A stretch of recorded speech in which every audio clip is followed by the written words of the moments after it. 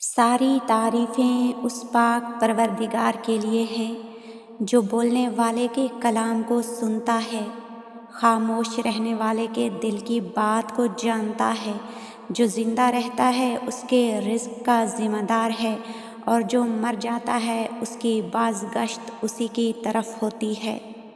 سنو، اگر تمہاری دعاؤں کا ابھی تک کوئی جواب نہیں آیا اور تمہارے صبر کی بھی انتہا ہو چکی ہے، تو جان لو ہر صبر کی ایک کہانی ہے اور ہر دعا کی ایک منزل بھی۔ یہ نہ سوچنا کہ تمہارا یہ صبر بغیر پھل کے ہی رہ جائے گا۔ کبھی یہ گمان نہ کرنا کہ تمہاری دعائیں ضائع ہو جائیں گی۔ یاد رکھو، جس رب سے تم نے امید لگا رکھی ہے وہ تو ساتوں آسمانوں اور کائنات کا مالک ہے۔ تو جس رب نے تمہارے واسطے یہ تقدیر لکھی ہے وہی تمہارے حالات کو بدل دینے پر بھی قادر ہے۔ بس تم اپنے رب کی رحمت سے بھی نا امید نہ ہونا اور صبر کا دامن بھی تھامے رکھنا۔ جب تمہیں کوئی بہت زیادہ پیاری چیز نہ مل رہی ہو، جب تمہاری دعائیں قبول نہ ہو رہی ہوں، جب تمہارا درد حد سے بڑھ رہا ہو، تو مایوس مت ہونا اور نہ ہی شیطانی وسوسوں کا شکار ہونا۔ بس تم دل کو سورہ یوسف کی یہ آیت پڑھ کے سمجھا دینا، بے شک میں اپنی بے بسی اور غم کی فریاد اپنے رب سے کرتا ہوں۔ یقین جانو تمہارے لیے یہ آیت صبر ہے، کیونکہ یہ حضرت یعقوب علیہ السلام کے صبر کو ظاہر کرتی ہے۔ وہ صبر جو تمام محبت اور محبت میں ہجر کاٹنے والوں کے لیے مثال ہے، جو بتاتی ہے محبت جہاں بھی ہو وہاں جدائی آئے گی ہی آئے گی، اور جدائی میں انسان آنسو نہ بہائے، بے بس نہ ہو، دکھی نہ ہو ہی نہیں سکتا، مگر اس موقع پر لوگوں سے کچھ نہیں کہتا، خواہ درد اور آنسوؤں کی شدت سے بینائی تک چلی جائے۔ کہنا تو صرف اتنا ہے، بے شک میں اپنی بے بسی اور غم کی فریاد اپنے رب سے کرتا ہوں۔ قرآن پاک میں ایک جگہ پر نہیں کئی جگہوں پر صبر اور صابرین کا ذکر آیا ہے۔ اللہ تعالیٰ صبر کرنے والوں کو پسند فرماتا ہے۔ قرآن پاک میں ایک جگہ پر بہترین صبر کا ذکر آتا ہے، حضرت یعقوب علیہ السلام کا صبر۔ کیا وہ بالکل نہیں روئے تھے؟ نہیں، وہ اتنا روئے تھے کہ آنکھوں کی بینائی تک چلی گئی تھی، اور یہ صبر جمیل تھا۔ اور حضرت یعقوب بھی کہتے تھے، میں اللہ کو جیسا جانتا ہوں تم نہیں جانتے۔ یہ ہوتا ہے صبر، غم ایسا کہ آنکھوں کی بینائی تک چلی جائے، اور یقین ایسا کہ تاریکیوں میں بھی منزل دکھائی دے، آنکھیں برستی رہیں اور برسوں بعد بھی یوسف کی خوشبو محسوس ہوتی رہے۔ تمہارا صبر تمہاری سب سے بڑی طاقت ہے، صرف اس لیے کہ ابھی تک تمہیں منزل کا پتہ نہیں مل سکا۔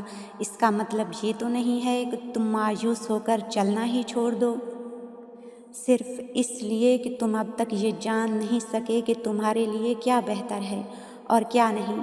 اس کا مطلب یہ تو نہیں ہے کہ تم دعا کے لیے ہاتھ اٹھانا ہی چھوڑ دو۔ امید ہمیشہ انہی کے لیے ہوا کرتی ہے جو یقین رکھتے ہیں، اور مایوسی ان کے لیے ہوتی ہے جو انتظار نہیں کرتے، جو صبر نہیں کرتے۔ یقین جانو تمہارا صبر تمہیں ان مقامات تک پہنچا سکتا ہے جن کا تم گمان بھی نہیں کر سکتے۔ یقین جانو وہ اپنے بندوں کا قرض کبھی نہیں رکھتا، نہ آنسوؤں کا قرض، نہ یقین کا قرض، نہ صبر کا قرض۔ تم جو اسے دیتے ہو وہ تمہیں دوگنا کر کے واپس عطا کرتا ہے۔ تم ایک قطرے کے لیے آنسو بہاتے ہو، وہ تمہارے لیے 7 سمندر لکھ دے گا۔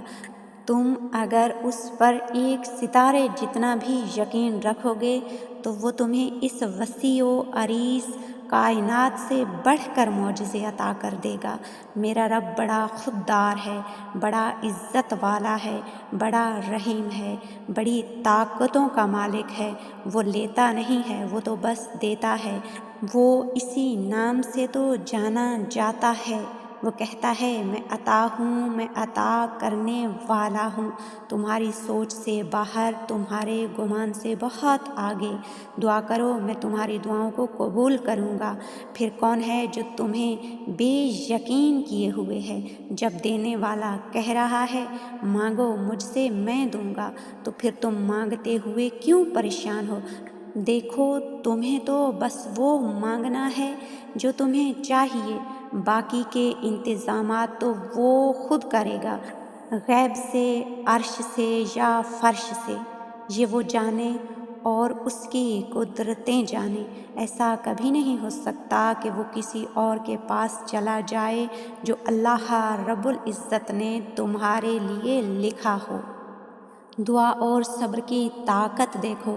اللہ تعالیٰ نے حضرت ایوب علیہ السلام کو بے پناہ دولت سے نوازا تھا۔ دنیا میں موجود کوئی ایسی چیز نہیں تھی جو حضرت ایوب علیہ السلام کے پاس نہ ہو۔ پھر اللہ تعالیٰ نے ایوب علیہ السلام کو آزمایا، ان سے سب کچھ لے لیا۔ ان کی بہت ساری اولاد تھی اور ساری ایک ساتھ فوت ہو گئی۔ وسیع و عریض رقبے پر ان کی فصلیں جل کر راکھ ہو گئیں اور اللہ نے ان کو بے شمار بیماریاں لاحق کر دیں۔ حضرت ایوب علیہ السلام نے اللہ تعالیٰ سے دعا کی اور اللہ سے رحم مانگا۔ اللہ تعالیٰ قرآن پاک میں فرما رہا ہے، اور ایوب علیہ السلام کو یاد کرو جب اس نے اپنے رب کو پکارا کہ مجھے بہت تکلیف ہو رہی ہے اور تو سب سے بڑھ کر رحم کرنے والا ہے۔ اللہ پاک نے ایوب علیہ السلام کی دعا قبول کر لی اور حضرت ایوب علیہ السلام کو صحت یاب کر دیا اور ان کو پہلے سے بھی کئی گنا زیادہ دولت اور شان و شوکت عطا کی۔ پھر اللہ تعالیٰ قرآن پاک میں ایک اور مقام پر فرما رہا ہے، ہم نے ان کی دعا قبول کر لی اور جو ان کو تکلیف تھی وہ دور کر دی اور ان کو بال بچے بھی عطا کیے۔ اسی طرح اللہ تعالیٰ نے قرآن پاک میں حضرت زکریا علیہ السلام کی بے بسی کا واقعہ بیان کیا۔ حضرت زکریا علیہ السلام کی بیوی بانجھ تھی، وہ بچے پیدا نہیں کر سکتی تھی۔ حضرت زکریا علیہ السلام بوڑھے ہو چکے تھے۔ پھر زکریا علیہ السلام نے اللہ تعالیٰ کو پکارا، اپنے بڑھاپے کا سہارا مانگا اور اللہ نے دعا قبول کر لی اور ایسی بیوی میں سے بچہ دے دیا جو بچے پیدا کر ہی نہیں سکتی تھی۔ اور پھر حضرت زکریا علیہ السلام نے اللہ تعالیٰ سے کہا، اے میرے رب، میں تجھ سے مانگ کر کبھی محروم نہیں رہا۔ جب اس نے اپنے رب کو آہستہ سے پکارا اور کہا، اے میرے رب، میری ہڈیاں بڑھاپے کے سبب کمزور ہو گئی ہیں اور سر بڑھاپے کی وجہ سے شعلہ مارنے لگا ہے، اور میں اپنے بعد اپنے بھائی بندوں سے ڈرتا ہوں اور میری بیوی بانجھ ہے، تو مجھے اپنے پاس سے ایک وارث عطا فرما۔ پھر اللہ تعالیٰ کیا فرماتا ہے؟ اللہ تعالیٰ فرماتا ہے، اے زکریا، ہم تجھے خوشخبری سناتے ہیں ایک لڑکے کی جن کا نام یحییٰ ہے۔ عرض کی، اے میرے رب، میرے ہاں لڑکا کہاں سے ہوگا؟ میری عورت تو بانجھ ہے اور میں بڑھاپے سے سوکھ جانے کی حالت کو پہنچ گیا ہوں۔ حکم ہوا کہ اسی طرح ہوگا کہ مجھے یہ آسان ہے اور میں پہلے تم کو بھی تو پیدا کر چکا ہوں اور تم کچھ چیز نہ تھے۔ پھر قرآن پاک میں اللہ نے حضرت یونس علیہ السلام کا واقعہ بیان کیا۔ جب وہ مچھلی کے پیٹ میں گئے تو بے بسی کا یہ عالم تھا کہ قرآن کہہ رہا ہے کہ وہ 3 اندھیروں کے پیٹ میں تھے، ایک رات کا اندھیرا، دوسرا سمندر کے نیچے گہرائی کا اندھیرا اور تیسرا مچھلی کے پیٹ کا اندھیرا۔ اور پھر حضرت یونس علیہ السلام نے بے بسی میں اللہ کو پکارا، اندھیرے میں خدا کو پکارنے لگے کہ تیرے سوا کوئی معبود نہیں، تو پاک ہے، بے شک میں قصوروار ہوں۔ اللہ پاک فرما رہے ہیں، ہم نے یونس علیہ السلام کی دعا قبول کر لی اور ان کو وہاں سے نکالا جہاں سے نکلنے کے سارے راستے بند تھے۔ اللہ تعالیٰ قرآن پاک میں فرما رہا ہے، تو ہم نے ان کی پکار سن لی اور ان کو غم سے نجات بخشی۔ اللہ تعالیٰ نے قرآن پاک میں یہ واقعات اس لیے بیان کیے ہیں کہ میرے بندوں مجھ سے کبھی نا امید نہ ہونا۔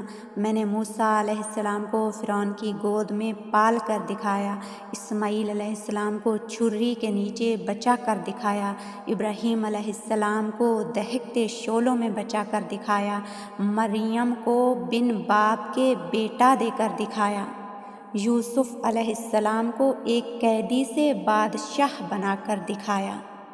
اللہ رب العزت قرآن پاک میں فرماتا ہے کہ اے میرے بندے، قبولیت میری طرف سے ہے مگر دعا تمہاری طرف سے ہونی چاہیے۔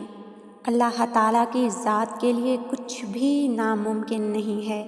اللہ کی ذات تو وہ ہے جو ناکامیوں میں بھی کامیابی کے اسباب پیدا کر سکتی ہے۔